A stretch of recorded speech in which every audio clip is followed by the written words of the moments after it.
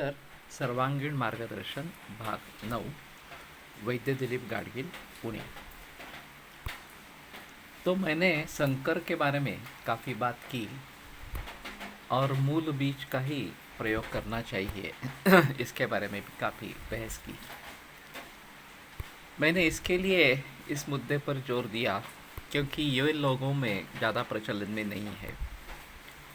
लोग समझते हैं कि केवल केमिकल पेस्टिसाइड्स और फर्टिलाइज़र्स ये मूल कारण है जो कि ये जहर है, और इस जहर को हम रोज़ाना पिछले 40-50 बरस से ले रहे हैं और उसके ज़रिए विभिन्न प्रकार के परिणाम आ रहे हैं, और कैंसर इसमें से एक है। लेकिन मैं समझता हूँ कि उससे भी मूल ये बीज का कारण ज़्यादा महत्वपूर्ण है। सुभाष पालेकर जी ने जो प्रयोग किए थे उनमें 2 आइडेंटिकल प्लॉट्स एक सरीके प्लॉट लिए थे, क्षेत्र लिया था, और एक में देसी बीज का दोनों में पहले देसी बीज का प्रयोग किया था, और एक पारंपरिक रूप से खेती चलाई और दूसरे में केमिकल पेस्टिसाइड्स और फर्टिलाइजर्स डाली। तो कुछ फ़र्क नहीं हुआ, दोनों का जो उत्पन्न है वो समान ही था। लेकिन जब एक प्लॉट में उन्होंने ये संकरित धान शुरू किया तो वहाँ उत्पादन बढ़ गया और वो निरंतर 14 बरस तक बढ़ता रहा।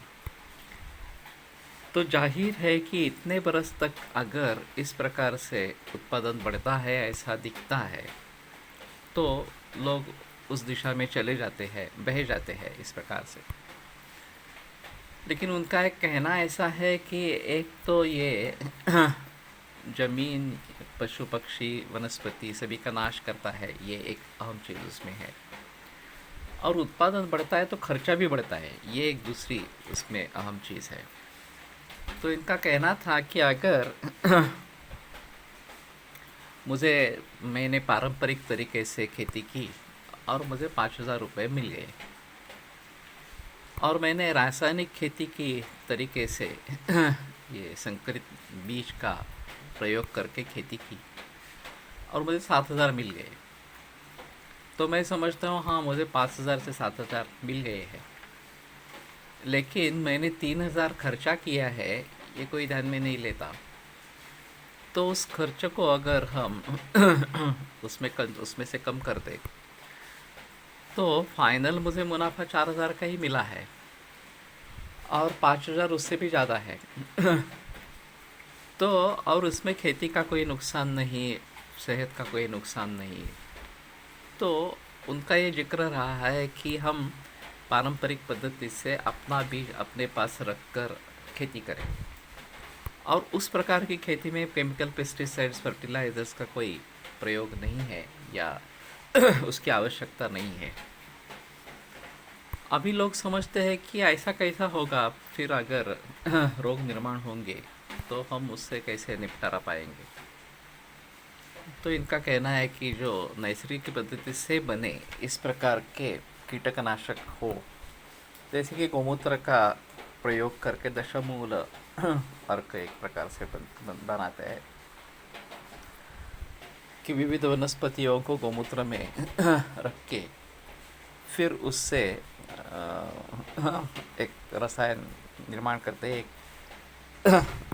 मेडिसिन या दवा निर्माण करते हैं, और फिर उसका फवारा होने पर ये कीट नियंत्रण में आ जाते हैं और इसका कोई साइड इफ़ेक्ट इस प्रकार का नहीं है, दुष्परिणाम इस प्रकार का कुछ भी नहीं है। तो दशपर्णी अर्क उनका ये कहना था। तो इस प्रकार से लेकर जीवामृत ये प्रयोग में लाना और उसके जरिए ये कीटों का भी प्रतिबंध होता है और उत्पन्न भी ज़्यादा इस प्रकार का आता है और पहले बरस से आता है, ये उनका कहना था। तो अभी उनके काफ़ी अनुयायी है महाराष्ट्र में, आंध्र प्रदेश में है, और वो सीधा माल ग्राहक के तरफ लेके जाते हैं।